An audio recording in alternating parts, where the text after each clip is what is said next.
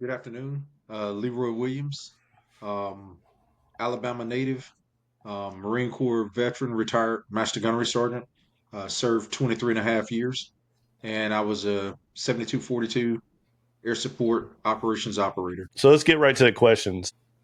Let's start at the beginning. Where does your story start for you? So here I was actually in my senior year coming up to spring break. Um, really didn't have a plan per se of what I wanted to do after high school. It just so happened we had some Marine recruiters come to our high school, popped in a couple of the classrooms, and I distinctly remember the one corporal that came. He was a motor transport Marine, and just some of the stuff he highlighted resonated with me. And from there, I decided, hey, I would potentially give it how can I say, give it a thought or give it some consideration. And so from there, of course, it's typical recruiters. If you show any amount of interest, they're gonna, latch on to you. And so from there, you got my contact info. Physically over spring break, shows up to my parents' house, sits down, do their typical spiel, and before I knew it, I'm over on base taking ASVAB, which I'd never taken before in school. Because although my high school was an Air Force ROTC school, at the start of my high school journey, I had no um, desire whatsoever to even consider the military. So at this point now, being that it was my senior year, I decided, hey, you know what? I should give this, consider this, especially because I did have a few friends of mine that were also looking to go in, different branches of the military as well. And I guess from there, I Yeah, guess in a yeah, I- nutshell, that's how my journey started. yeah. You mentioned they do that spiel. I think for me, I had a similar experience. I mean, like I remember in high school, like I was like just like you. I had no thoughts, no like zero thoughts of joining. To the point where third generation. But I mean, my dad was a Marine, grandpa was a Marine. I don't know how it was for you, but I was like completely opposite. Like, no, get away from me. But uh, you know, I don't know how your experience was. You said they come to your house, and we can kind of go into that too. But I remember like my dad was also a recruiter, and he told me, "I just listen to him, just listen to him," and I would have them take me out to dinner, buy me dinner, and just straight up tell them, "Nah, I ain't doing it." And I feel bad now because like here you got this recruiter out there using his own dollars, and I kind of that time in my life because I didn't join until later. I was like, nah, I ain't about it. So like, did you have like kind of a like? Tell me more about how this recruiter comes in your house and gives you a spiel. Like, how was it like? What kind of spiel did he give you? Yeah, so right out the gate, he basically, as I recall, he asked like what were some of the things that I was interested in. So at the time, being, a young teenager, I was really big into car audio and I just loved everything about cars in general, but specifically car audio. So from there, he asked like, "Hey, do you install car audio?" And I said, "As a matter of fact, I do, at the novice level." And he told me, well, hey, in the Marine Corps, there's jobs. Obviously, you're not installing car audio equipment in military vehicles, but you could do something similar where you're, dealing with electronics and like radio components. Is that something that sounds interesting to you? And I was like, absolutely. And then that's when he went on to state that, hey, especially dealing with aircraft, there's certain components that would give me a similar satisfaction that I get from, actually wiring up a system in a car, cardio system in a vehicle, so on and so forth. So I was like, yeah, that sounds good. And so honestly, I feel like he was a master of feeding off of my energy at the time. And everything he told me, to a young 17-year-old kid who really didn't have a whole lot going in his life, everything that the guy said sounded great. And I will say I took most of it at face value. So with that being said, he was like, "Hey, if you end up in the aviation field, you're most likely or end up going to school down in Pensacola, I think Pensacola, Florida." Which for me, being from Alabama, that sounded great because I grew up going to either Panama City or Pensacola, typically for our family summer vacations. So I was like, by going to school there, that would put me close, close to home, if you will. So all of those things sounded great at the time. Yeah, no, it's funny. I think I got the same line from my recruiter that because we had a similar MOS as and you said you were in the Direct Air Support Center, TOC guy here, so Tactical Air Operations Center. So we're both controlling aircraft. forever enemies, right? So forever competing, but definitely do a similar role. But I know like my recruiter didn't know anything what that meant. And I think at the time it was called like an air electronic operator. It wasn't even like it really like long name. And when I asked him, I was like, "What is that?" He's like, "Oh, you're going to Pensacola, Florida. That's where your school's at." That's not where I ended up. I think you know where Yes, we ended up. So let's correct. talk about like, well, before we get to that, like, what? So you talk to this recruiter, he gets you to agree to ship. All right, so you're getting ready for boot camp. What's that experience like? Like you're about to go down there. How you feeling? Are you getting yourself ready? Uh, like what is that like? Okay, yes. So, getting ready for boot camp. So keep in mind for me, my timeline was fairly compressed, realizing that I actually took the ASVAB and ultimately ended up going and doing an initial swear-in process, which ultimately led to me joining the delayed entry program, all during my spring break of my senior year of high school. Fast forward, I graduate the beginning of June, like early June. I graduated high school, and my recruiter actually wanted me to ship off to boot camp within essentially a little over a week after graduating. I want to say around like June 10th, if I remember correctly. To being brutally honest with you, realizing that the Marine Corps would demand a lot out of me. Being that boot camp was 13 weeks, I specifically told my recruiter beforehand, hey, I really wanted, to enjoy a large part of my summer, if not the entire summer, before I commit to, what was ahead of me for the Marine Corps. And in the initial conversations we were having during spring break, he made it seem like that was possible. Fast forward, here it is now, um, at my graduation, with days following, he's informing me that essentially he's looking to have me ship off essentially like the following week. I'll be honest with you, I'm not happy with that at all. And let's just say I ended up getting a traffic citation. And as a result of getting that specific traffic citation, I was aware that I could not leave until that traffic citation was paid. So, being brutally honest with you, I intentionally drug my feet paying that traffic citation to buy myself more time at home in order to spend time with family and friends during the summer prior to heading off to boot camp. So by dragging my feet, unfortunately for me, as luck would not be in my favor, I ended up getting another traffic citation that was pretty hefty, and so now I have two traffic citations, and a for me as a 17-year-old, a pretty sizable amount of money that I now have to come up with in order to, get myself out of that small situation. So I ended up paying those two tickets off, and I was like, you know what? Now it's in my best interest to go ahead and depart. And so I ended up leaving to head off to boot camp early September of that year, following graduation.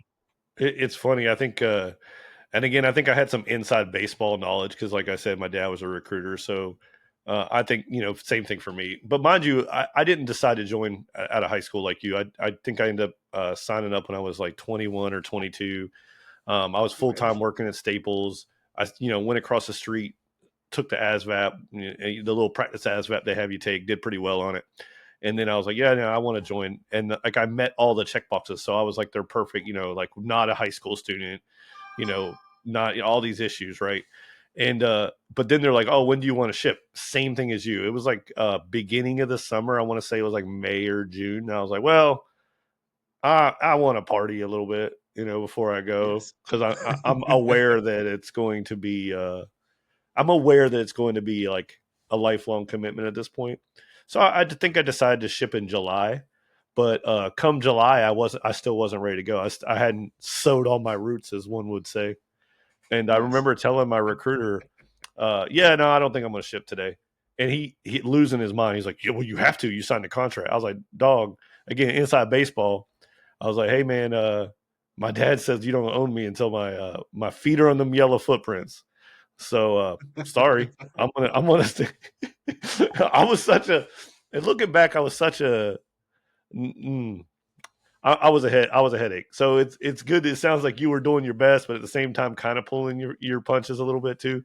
It's funny how you sign up for this thing and then you're like, oh, you have some second thoughts, or you want to at least you want to get some things out of the way because you've heard the stories. You're going to go, and now you're going to get it on. So the, the the other thing it starts to make me think of, like, and I think a lot of Marines talk about it throughout their career too, is like boot camp stories, right?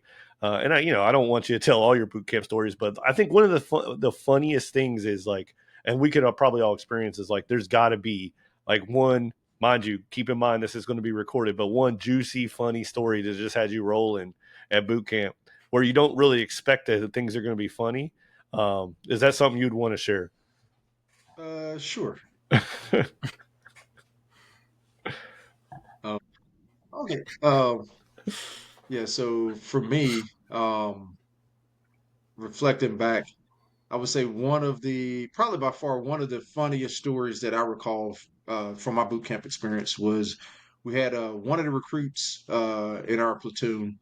Um, this was the night before one of the humps that we have to do. For those that are not familiar, humping is essentially just, you put a weighted pack on your back of some poundage and you walk some distance, whether it's 3 miles, 6 miles, or whatever the case may be. And um, they make us all pack by the numbers. That way everybody has the exact same thing in their pack in the exact same place. So back in the day, of course, John, you probably remember this. We had the Alice packs, and the Alice packs had the three different pouches on the outside. And so one of the recruits didn't have the appropriate items in the outside pouches of Uh his Alice pack. And oh. so here it is right before, I want to say it was shortly before lights out. The drill instructor had the fire watch go around and I guess quickly double check to make sure that everybody had, you know, X, Y, and Z in those three pouches. And so end up one of the fire watch recruits comes up and tells the drill instructor something to the effect of, sir, recruit so and so does not have item X in such and such pouch on the outside of his pack. So the drill instructor So wait, calls the recruit up. so he narked on his boy. Yes, but he was told to, and I'm not going to necessarily say on his boy, but it was just of one of our Yeah. recruits in our platoon because it was just random fire watch Marine. So Oh, not geez. somebody that was maybe necessarily friends with the other recruit that he told on, but the fire watch was told, hey, go around, just double check and make sure everybody has item X in their freaking Alice pack pouch. So as the fire watch comes back, hey, out of I guess all the packs are checked, recruit so and so does not have X in this pouch.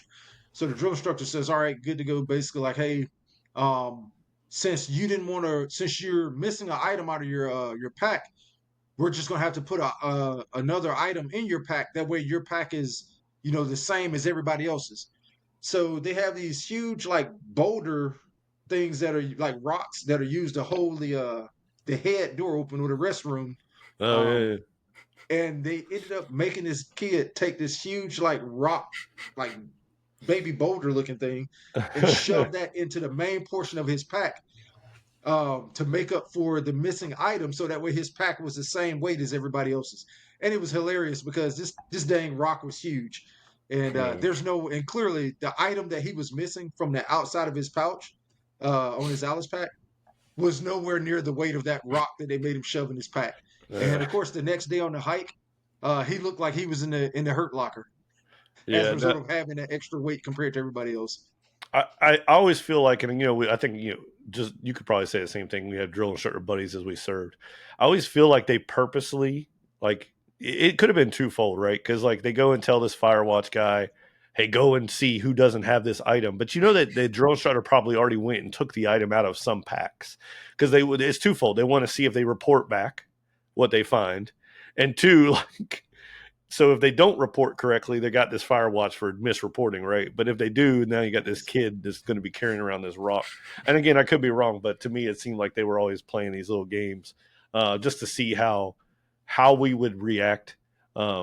I know for me, it was the funny. I would always laugh at just the funny things they would make us do while they were just wrecking us in the sand pit, or while they were wrecking us on the quarterdeck. So we were all suffering. It's just the things they would make us say. I know one kid for us, and I can always look back and see the look on one the drill instructor's face as they did the impersonation, but then the kid that had to do it. I can't remember his name. Not that I would want to drop it here, but whether he got some candy and some mail, and whether it was either a he got I think he may have had family members that knew that that was a bad idea to get this candy. Um, but he got candy in the mail, and then the drill instructors told him to get rid of it. So he had an opportunity to rid himself from future abuse. But for whatever reason, it was found in his footlocker later on, like pieces of this chocolate candy.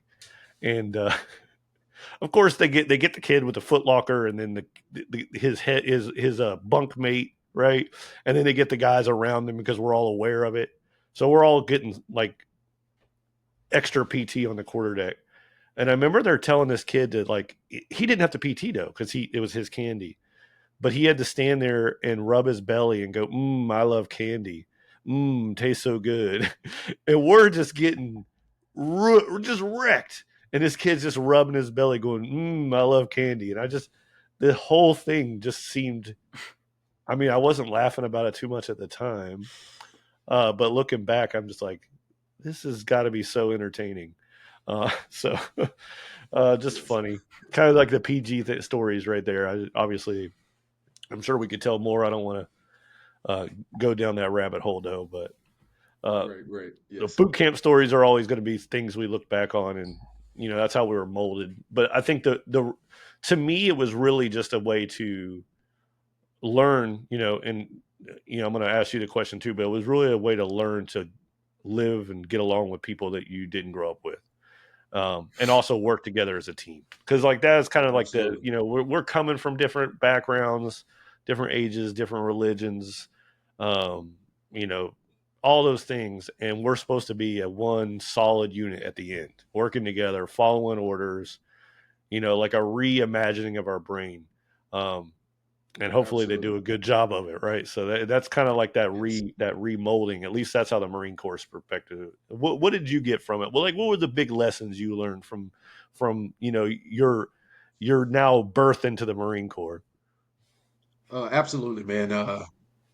Definitely the team dynamics, just in general, or team dimension, I would say. Especially, like if you had somebody that did something they weren't supposed to do, how normally not only did they get called to the quarter deck, to obviously, pay for their poor decision. But normally the drill instructors would make them bring a couple buddies to the left and right with them, right? And so what I got from that was accountability. So now it's like, okay, hey, you as another recruit in that platoon, if you see somebody doing something they shouldn't be doing, it's like, hey, you kind of hold them accountable to make sure that they're doing the right thing. Otherwise, all of us, or quite a few of us would end up suffering more times than not.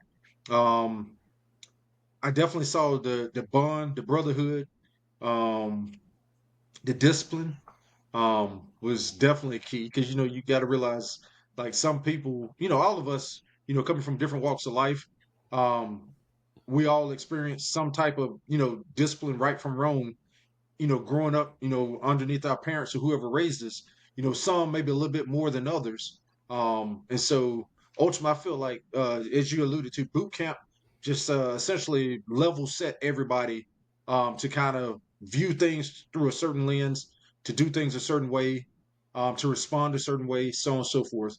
And of course, through repetition, a lot of that stuff became like second nature, if you will. Yeah.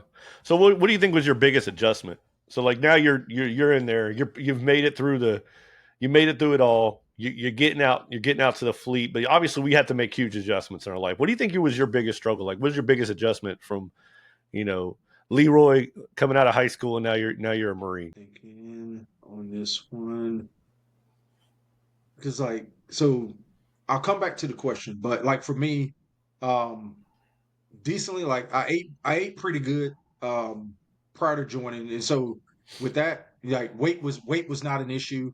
I was an athlete my entire life, so I was competitive by nature. So a lot of I'll be honest with you, man, a lot of the stuff that I learned in boot camp, it honestly just kind of reinforced some of the stuff that I already experienced um, throughout the many years of being an athlete, and especially like for me on the baseball field. The Yeah. coach and I don't want to completely seem like I'm dodging the question, but I just want to share like an actual real example with you. Oh, So, for for sure. example, I played shortstop. So the coach always told us, "Hey, put your glove down, hand on top when you're fielding a ground ball. As long as you got the hand on top of that glove, a ground ball should never come up and go past you. If anything, it should hit your hand and kind of fall almost like right back in front of you, if you will. And so if the ball ever went underneath your glove, that meant your glove went on the ground. If it hit your glove and ricocheted and went off, that means you didn't have your hand over the top of that glove as well. And so if you failed to do those things that he told you, then you had to run from foul pole to foul pole or do laps around the field. And so to me, that was no different when I got to boot camp. It's like, well, hey, if you don't do what you were told to do, then there's a price to pay. And from a discipline standpoint, it's like, well, hey, and I got it. Like there was stuff that at the end of the day in boot camp, you did what you felt you were supposed to do, and you may have still gotten punished. And that was a part of the game as well. But I would say, really, for me, um, the biggest thing that I took away from boot camp was based off of all the challenging things they put us through. It really just further helped build my confidence that I can accomplish anything I set my mind to. I would say it's probably the biggest.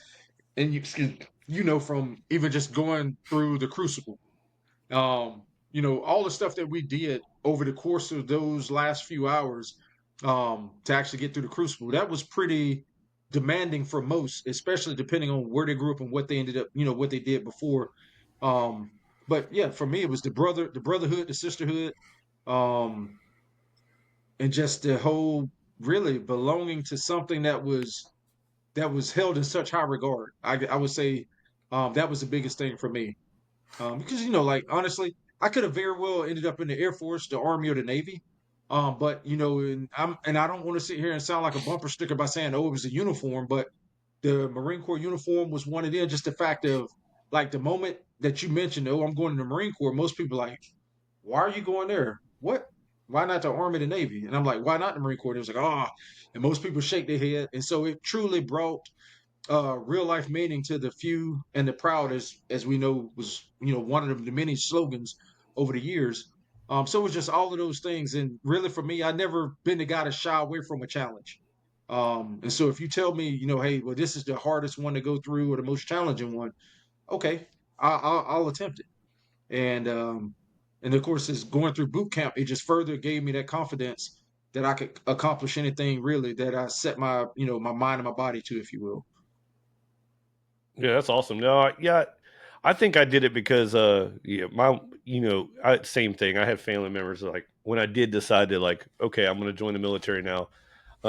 My story for deciding is going to be for another day, uh, um, but I remember like my dad, again, third generation Marine. My dad Marine, grandfather Marine.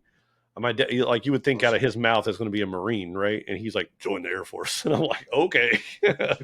And but the same thing he'd been feeding me is like the Marine Corps is the biggest challenge, and yeah, I think again probably, and I can speak for I think I can easily speak for all Marines to say we definitely accept challenges, good or bad. Like we want to challenge. I think that's how you get Marines to be successful is just to challenge them. When they get bored, sometimes is when they mess around. So keeping them challenged is always a good thing. So I kind of alluded to it earlier. We were both sold that big ticket from our recruiters that we were going to go to Florida for some MLS training. Yes. You've now finished boot camp. We're going to go down to sunny Florida. What's the reality there?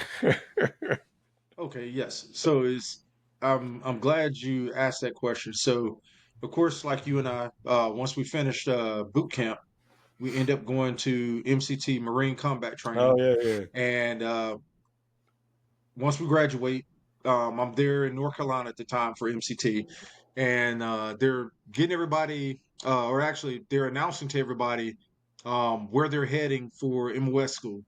And so the MCT instructor at the time. He's calling off last names and what the where the schoolhouse was and the number of training days. And I just remember, him yelling out at the time, Private Williams here, and I respond here. Um, you're heading out to 29 Palms, California, for XX number of training days. And I just remember sitting there looking, and I'm like, in my mind, I'm like, there must be some kind of mistake. So I raised my hand, and he was like, "Yes, is there an issue?" I was like, "Yes, sir. My recruiter told me my school would be in Pensacola, Pensacola, Florida." And I just remember that instructor just looked at me and like burst out laughing. And Yeah, same thing happened to me of course, exactly. I raised my hand. They just laugh at me in my face, like, "Okay, get out of yes. here." So I remember sitting there thinking to myself, like, why the hell is this guy laughing at me like that? And then he proceeds to tell me that basically, yeah, like most, your recruiter lied to you. And I'll be honest with you, man. That was a a cruel reality to accept at that point that my recruiter lied to me at that point in time because my mom, my family were all excited, like, oh yeah, when you graduate MCT, you'll be right here in Pensacola. We can come down to see you. No, crew reality is I'm way on the other side of the country actually as well. I'll be so I ended up so to be brutally honest with you, man, um like I know my parents would not have taken it well if I had told them what the guy told me, which was, yeah, your recruiter lied to you. They probably would have went up to the recruiting station and maybe not had so nice words with the recruiter. So with that being said, I decided to neutralized the blow a little bit, and I just told my parents, truth be told, um, hey, I'm not going to Pensacola. Um, some Marines get trained in Pensacola to do their job, and some Marines get trained in California, and I ended up in the group that's getting trained in California. If I had told them he lied to me, yeah, they would have been pretty upset. And, as I was, truth be told, as well, I was very upset. But it was like, all right, well, I guess that's how we're rolling in the Marine Corps. Well, just to support the recruiters out there, I don't think they actually lie. I think it's just Yeah, down to the point is they don't know. And then you got the aviation field. You could be what is it, weatherman? You could be ATC. You could be desk. You could be my MOS. And I think both the weather and the ATC both do get trained in Pensacola. So it was like a right. dice roll. And I had that conversation with same thing, laughing at me. I was very disappointed. I call my dad up and I'm like upset, telling him I'm going to 29 Palms. He starts laughing at me too. It was not very helpful. And then he asked me what MOS I got, and it's like a shot in the dark. I got the same MOS my dad had, so we were both Oh wow, 7234s. But he's like, "Oh, you're going to interesting. 29 stumps," and I was like, "Oh, you already knew." And I felt betrayed from my dad at that point because like but yeah, again, I'm glad you didn't like throw the recruiter under the bus because truth be told, he probably didn't know any better. He probably was like, everybody's, Yeah, this yeah, is ATC, they're down in Pensacola. He told you what he knew. yeah. Um, True, it's true. funny though. Yeah, We always feel like we've been erred because we have this like dream of where we're going, and you get to go to 29 Palms. Have fun with that. Uh, yes. yeah, I think and not to spend too much time. Obviously, again, if you want to stay on the beginning of our careers, I think it's important to kind of figure out where we start from, though, because we start off. We all have this different mentality of like. I mean, for me, I was like trying to escape reality when I joined. I was trying to get out of what I thought was a bad situation. Looking back now, I was just a dumb kid, but it gave me a life that has set me up where I'm at. So I'm actually, fully grateful for everything that happened. But I mean, like you said, you were an athlete. You got talked to that sounded good, and then it was easy. It sounded like it was a pretty easy transition to you. But like those stories, those are things like I feel like need to be told because everybody has a different way they approach these things. So your time in the Marine Corps, like what's some point that really stands out, like of your service, like something that happened that really changed you? It could be early career, it could be later career, but something that really stands out that you look back onto, good, bad, or other, that really molded you and what you are today. Okay. Man, yeah, that's definitely an excellent question. I will say right out the gate, after going, so we'll jump just briefly and briefly touch on boot camp. So, after getting through boot camp, getting through MCT and MOS school, it was like, all right, let's see where this, new career path takes me.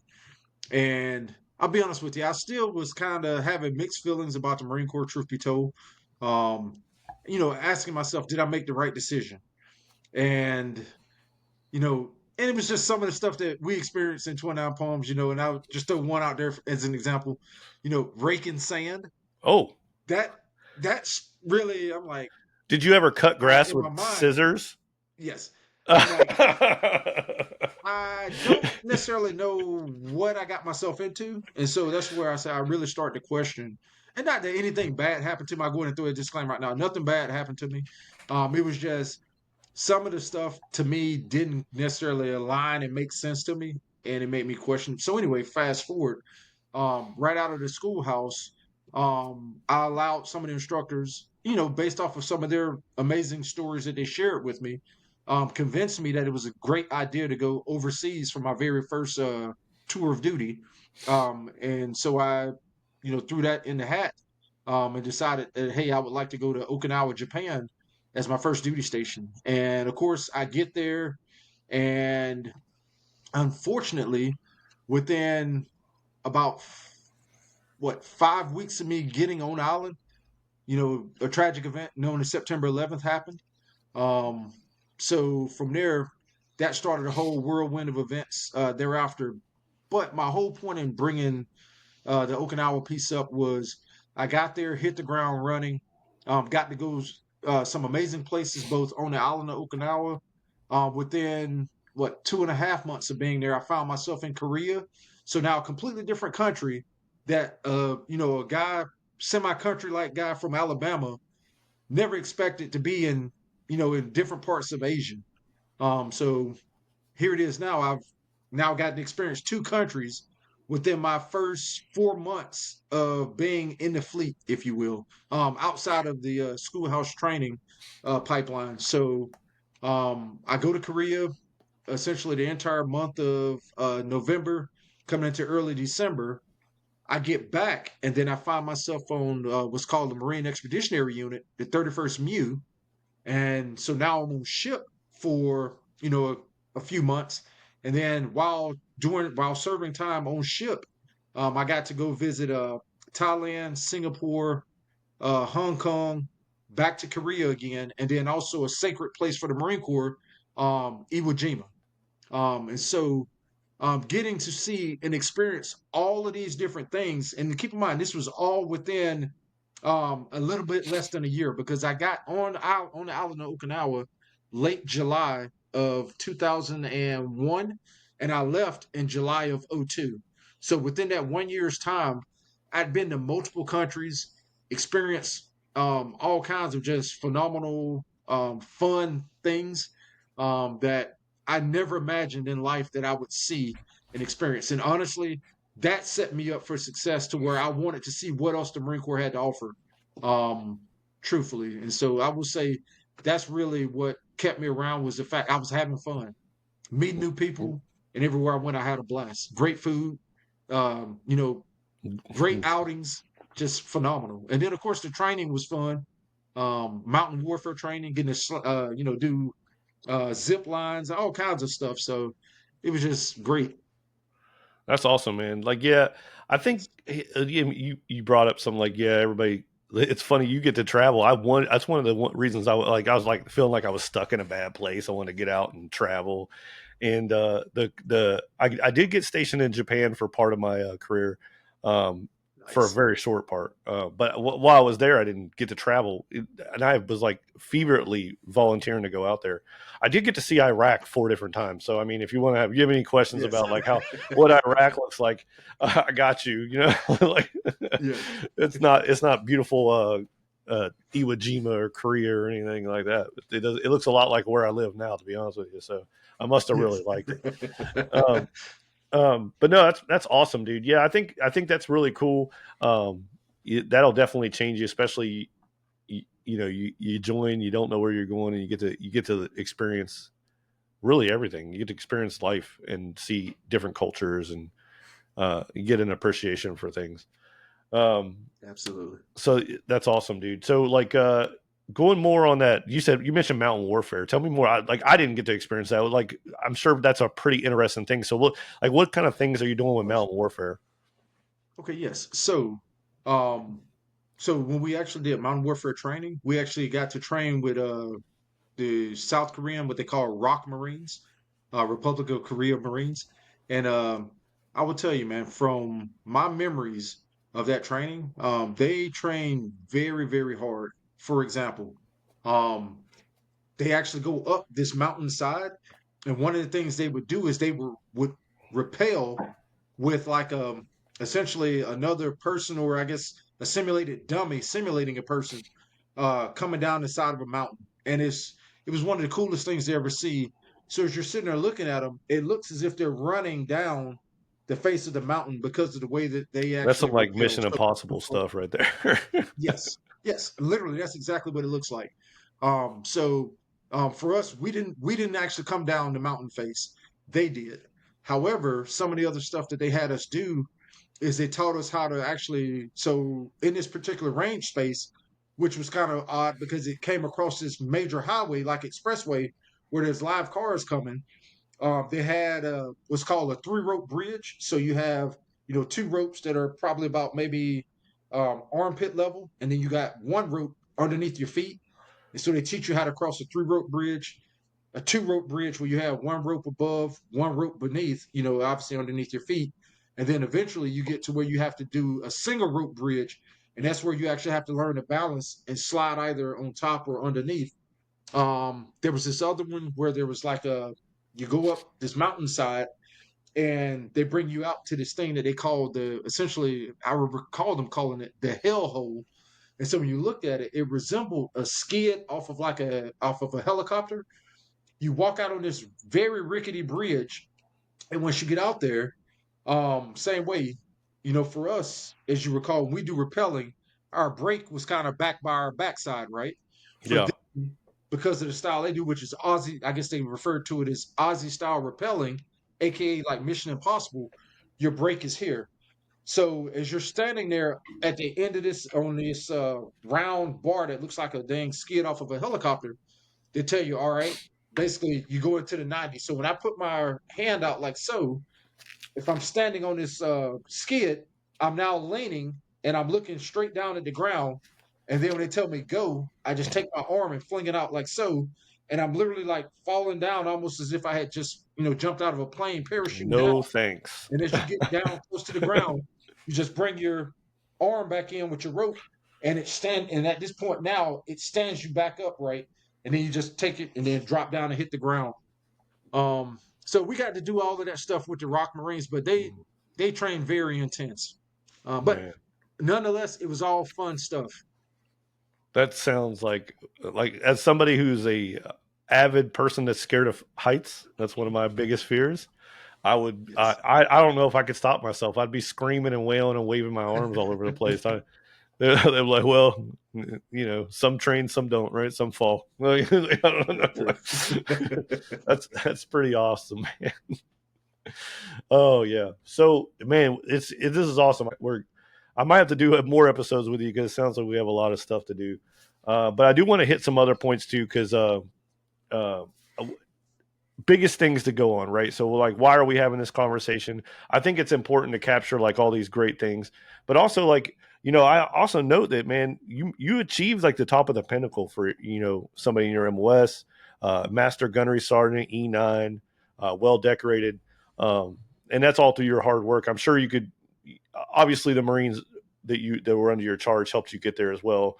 Um, Absolutely. but what are some of the lessons that you would want listeners to learn from? I mean, like what struggles, leadership lessons, like people that can listen to this and like, I mean, you're the guy to give it. Like I said, you made it to the pinnacle, and I think that's an amazing accomplishment. Like, what are some leadership lessons that you can give our audience? Okay. Yes. So I'll tell you, I think for me, a few things that I feel allowed me to be successful was the fact that I always did my best to apply critical thinking in everything that I set out to accomplish. But two, as a leader, I never always took the it's my way or the highway approach, if you will. And so I'll elaborate on what I mean by that. I always tried to foster an inclusive environment. And so with that being said, um, I would I just as a leader, I always put myself in the shoes of the people I'm leading.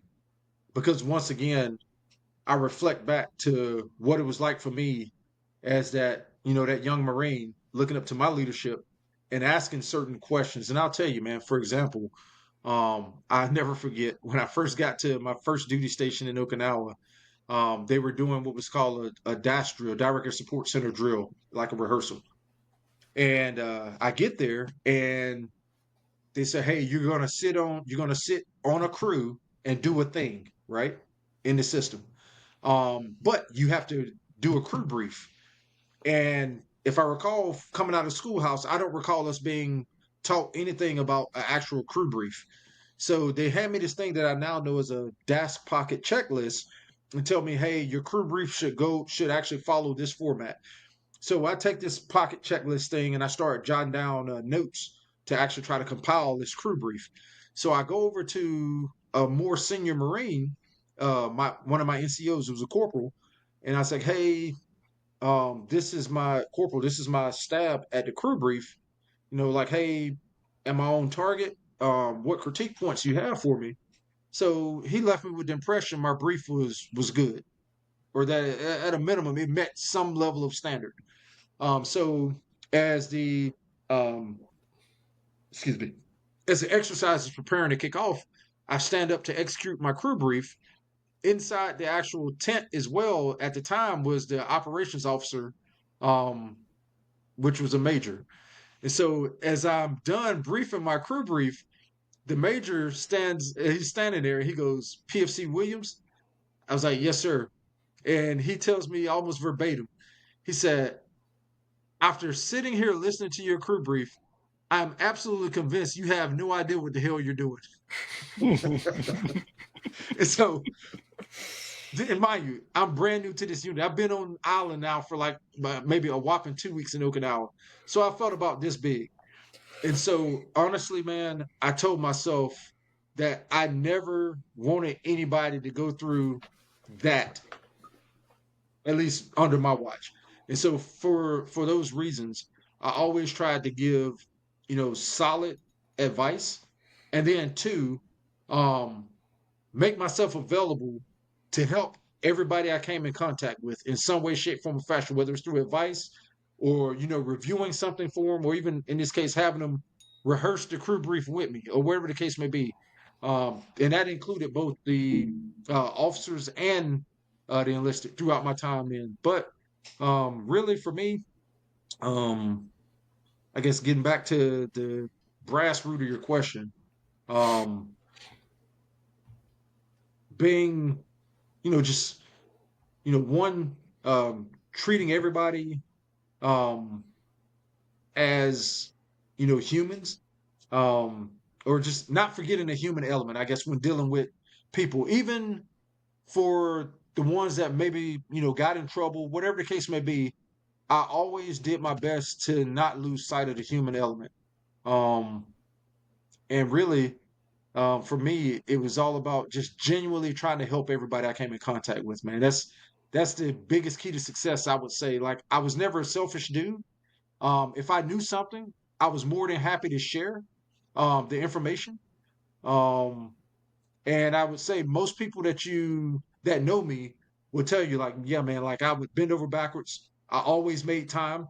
It didn't matter what the heck I had going on. And that's as far back as I can recall. If somebody came in and needed my help or assistance, hey, you got me. And if that meant I'm stuck in the office till 6 p.m., knowing that the workday ended at 4, I didn't care. So I guess that was a very long way of me answering your question. No, man, it's good. It's a good answer. It makes me like point my fingers back at myself. I wish I would have had that early on in my career. I know towards the end of my career, I started to get molded into a teacher myself and being more available. But even then, it just goes to show what kind of person you are, man. So like, and that's one of the reasons why I have you be in one of the first episodes. Like the first episode of the Unsung Veteran is I think we've worked together for a couple years now. Did we served together? I think our paths crossed a few times while I was at Mott's, but didn't really. When I say served together, is like we shook hands and didn't actually, we knew of each other, but didn't get the opportunity to serve at the same unit. Uh, but definitely, you're right. You did have a reputation for somebody who could be a good leader and that took time with the Marines. And I think that's something that is needs to be recognized. It's awesome, dude. But this is I do have one other point to make. I'm sorry, not to go cut you off. ahead. One This other is this point is to make about you go. you. And I will say for me, it was also being humble and having that humility to realize that I don't have all the answers. And as I tell people, learning is a two-way street. And so I learned from the most junior Marine. I was able to learn something from them, and as well as all those that were my peers, and even for say the individuals more senior to me. So for me, um, I just not only did I guess seek out every opportunity to one help somebody, but I always took the opportunity through every interaction to try to learn some myself. And I will say I learned a lot from a lot of people throughout the years, good and bad. And ultimately, I have this slogan that I like to say. I try to avoid stepping in the same pile of dog crap twice. And so that's just a simple way of saying like, hey, if I learn something, I'm not going to necessarily deviate from that in order to potentially make um, that same mistake, if you will. But yeah, that was the biggest thing. Just wanted to be, a positive role model, man. And I can't take credit for it. Like I had guys that when I got to really to my second unit at Cherry Point, I did have a lot of really, really good mentors there across the board, man. And I learned a lot from them. And I saw, people that genuinely seemed to really care. And that stuck with me. And I said, man, that's really the type of person I want to be. And like I said, there was quite a few of them that I actually experienced that from. So that also, I will say, was instrumental in helping me stay around because I'm sure, like you, realistically, after my first enlistment, I was considering getting out and just going back into the civilian world and figuring out a career path from there. But from through all the struggles, as in being deployed multiple times, following the September 11th attacks, a lot of time away from my family, my wife and my oldest daughter at the time. But it was that camaraderie and really just the fact I was having fun, even though it sucked being away from my family. Even though I was away, I was still having fun doing what I was doing. It may have been some long work days, some hot, sweaty work days, but I was sweating it out and having fun still with my fellow Marine brothers and sisters, and learning a lot as well. Just diverse group. I learned so much financially from people. Um, yeah, just man, the list goes on. So honestly, I didn't want to cut that time short because I felt like it was a blessing for me being in the Marine Corps because I got exposed to stuff that I necessarily didn't get exposed to being back home prior to joining. So I guess that's one of the biggest, at least, takeaways from. I know I kind of probably ventured down a couple of different rabbit holes there, but all in all, those are the things I felt made me successful um, and helped me achieve the stuff I was able to achieve. Well, if anything gets from this is all about rabbit holes. Like I think, and this is our first stab at this, getting veterans on, and I definitely, I'm trying to keep it to a limit right now, but I definitely can see us, coming back at it. Let's talk some more stories. Let's talk take the serious edge off. Let's stop asking the questions. Like, tell me some stuff you want to know, you want to share. But I do want to talk about because this is something me and you talk about all the time. We work together, so I think it's I've had many conversations which I felt like went forever, but at the same time went forever in a good way of our talking about our transition out of service and how both I can at least I'll speak for myself how I'm so much happier out of the service than had I stayed in. And not because I did like I cherish every moment of my service. Don't get me wrong. I love being a Marine. But just being able to transition and this is part of my journey is getting out and doing having a life outside of the service and then how did my service bring me here? And that really just is really my main question to you here. You did this phenomenal in service. You made it to the other side. Uh, I would say you're successful. I mean, but that's for you to define. What is it like now that you're out of the service? What are some of the expectations you had? Some of the struggles, and then where is your journey at today? Like, what is Leroy like today that he's now out of the service? Like, what's going on? Okay. Yes. So for me, um, the number one driving factor that um, was the catalyst for me deciding to, close that chapter of my life and actually, transition and come back, and become Leroy and leave the Marine Corps um, chapter behind me was family.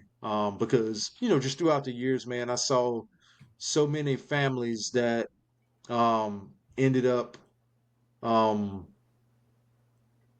separating for whatever reason or the other. Whether it was, just the stress of, hey, the service member being gone. Because I'll tell you, like I was that guy as well. Like in service, especially in the Marine Corps, super competitive, man. And for a lot of us, and I'm sure you can attest to it. Promotion is a big deal because let's call it what it is. Promotion is that validation that you're on the right path, right? And if for some reason, if that doesn't go the way you expect it to go, it can be devastating, right?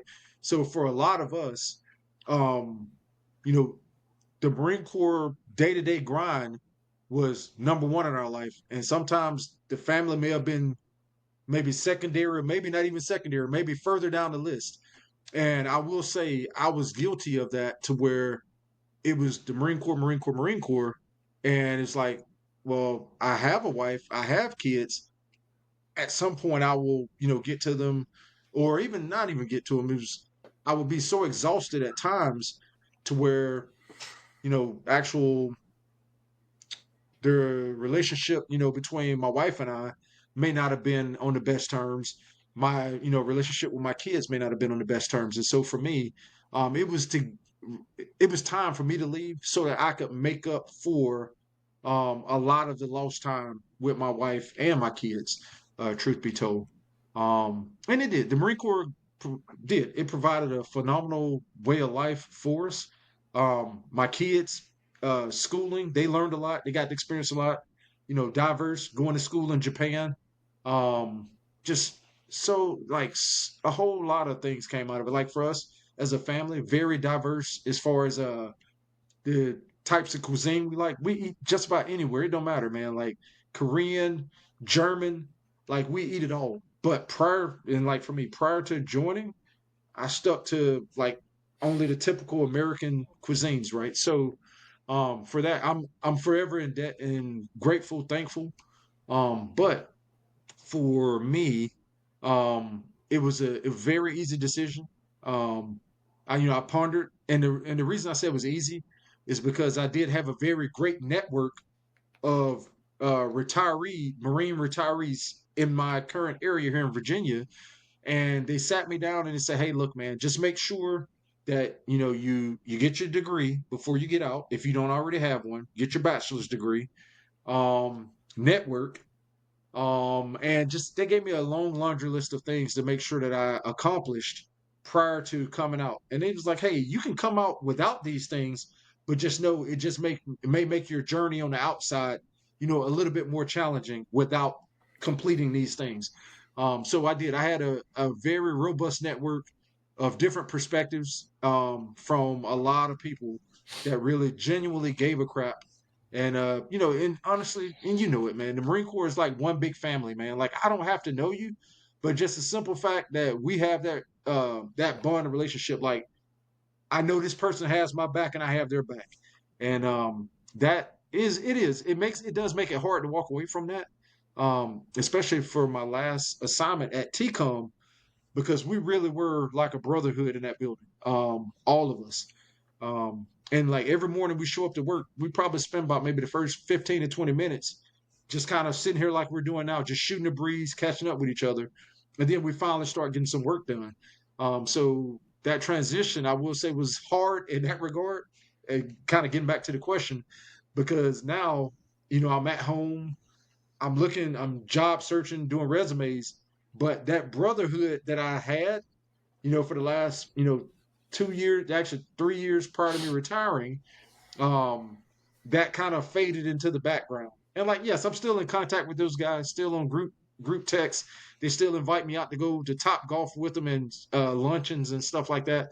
And I do normally, and I prioritize going out to still show support and hang out with those guys, when time permits. But overall, I will say the transition for me was stressful, but not as stressful as some of my friends, because I did have those good mentors and I did a lot of those things, took advantage of some of the programs that were available, like the DoD SkillBridge program.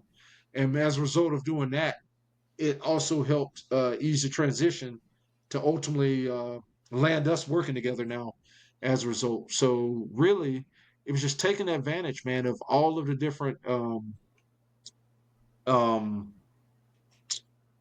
all the things that were available to us or afforded to us in service, tuition assistance. So I was able to get a degree while serving on active duty and didn't have to pay a penny out of pocket. Man, that's phenomenal. Like, where else can you do that? No student loan debt, none of that stuff. And then from there to actually have it where the Marine Corps or the military allowed me to go and do an internship, um, which actually helped pave the way for me to get a job as I retired. So across the board, man, is phenomenal. Hopefully, Well, I answered most of the question. I yeah, know it was like a multi-part it's question, open end. but I I just mean, wanted to try to it's make kind of sure that like I hit all parts. yeah, open ended question, man. No, yeah, it's super. Yes. Yeah, same thing. And I try to tell, like, I got a brother in law who's in the Navy. He's getting close to retirement, and I'm always telling him like, build up your. Well, I don't know the Navy. I would assume the Navy is the same as the Marine Corps, and the fact that they have camaraderie and stuff. That's an assumption. We'll find out. But I'm always telling like, build your network. Have people in your pocket. Make sure you're ready to go. Because I think that is the scariest thing is because to me it was like, and I deal with this daily too, is like we have a mission when we're at work. It's like even if it's just a daily task or maybe it's a weekly task or maybe we're going out 30 days, whatever it is, but we have a set goal in mind that we work towards feverishly, and then we know we have to do what we have to do to finish. But you get out and not job aside, because we have job stuff, that mission is now set by us. We're no longer uh, looking for higher up to tell us what our goal is. And I think sometimes that's Yes, the yes. scariest thing for me is like, wait, I can pick my adventure. I can choose my adventure now. What is this? What is Yeah. this? This wasn't taught to me in boot camp to choose your adventure. Like, Yes. um, so like that's kind of like that transitional that I think is the biggest fear, and some people do well, some people don't. So what you got to choose your adventure, Leroy. What's your choice right now? Where's your adventure at right now? So, truth be told, a lot of my adventure is chosen for me because, like, even today, for example, my wife texted me and was like, "Hey, they have this event going. It's a concert going this evening." So, my simple response was a thumbs up emoji, and I was like, count me in. I'm down to hit it up.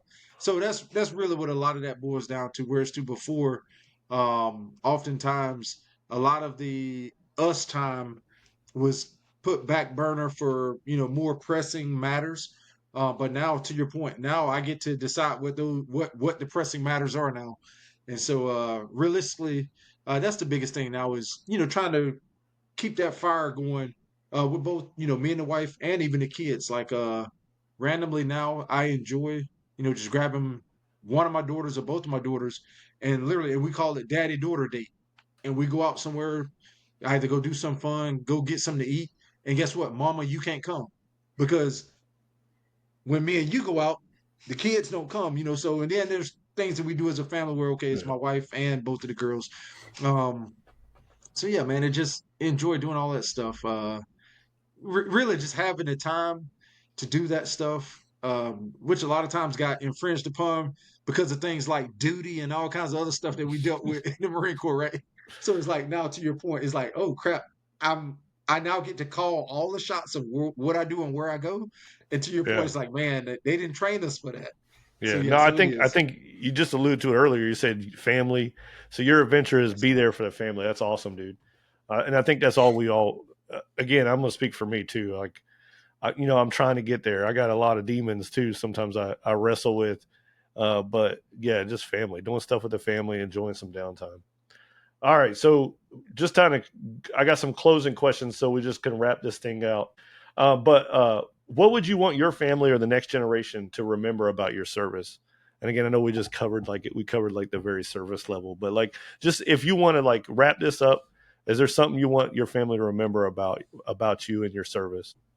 I would just say simply put, man, for me, going back to something I said earlier because of like how I grew up and what I did growing up, like just on the athlete side of the house, just always was a competitive individual. So now to, I guess, tack that on top of it, um, I always wanted to represent my last name in a positive light. Um, and so for me, I felt like the Marine Corps helped me do that. I guess at a maybe a much higher level. And for me, it was just, whatever I set out to do, I always wanted to be, the best or as best as I could possibly be at doing whatever it was.